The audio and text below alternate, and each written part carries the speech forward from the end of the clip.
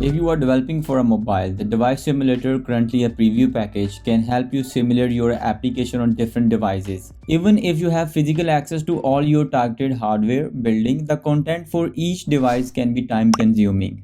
Open the package manager and search for device simulator. It's not displaying because it's in a preview version. Enable the preview package option. From the project setting, click on this Enable Preview Packages and click I understand. Close the window and search for Device Simulator. Here it is, install the package.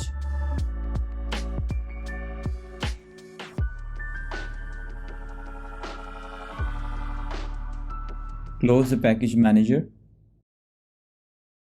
You can find the Device Simulator window from Window menu and go to General tab, and at the very bottom, Device Simulator. So this was the one way of accessing the simulator tab from the menus.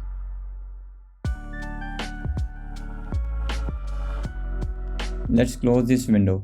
We can also open a simulator from the game window. Click here and select simulator. Adjusting a window space for the simulator. From here you can open the available list of simulators. And we have simulator for different vendors. It's a Google Pixel 2.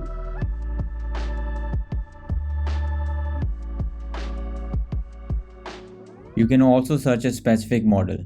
I will be searching for iPhone XS and select the device. For this video, we will also compare this simulator with the actual device to see how closely the simulator works. And we can open different scenes to view the result on this device.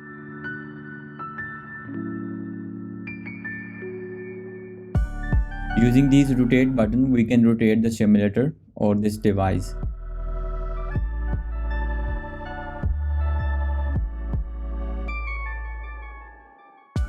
And this button to fit on the screen.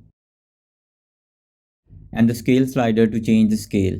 And now these days different devices has these notches. Using this safe area, we can view the safe area on the device. So we can adjust the UI according to the device. Enter the play mode and interact with the different UI options. With the default UI setting, it's kind of difficult with this notch device, as some part of the UI is overlapping with the notch. Here I have adjusted the UI according to the safe area. Now I can easily interact with all the UI parts. And the notch is not disturbing anymore.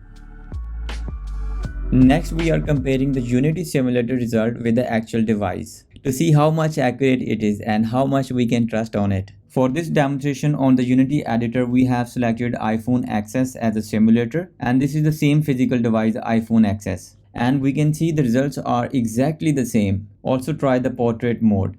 That really saves a lot of time and speed up the process of testing. The device simulator also approximates the hardware performance. Adjust quality settings based on the RAM, chipset and other hardware specs, and your game code will simulate playback on the platform accordingly. I hope this video helps you. If you have any question, you can always ask me. Thank you for watching and I see you in the next.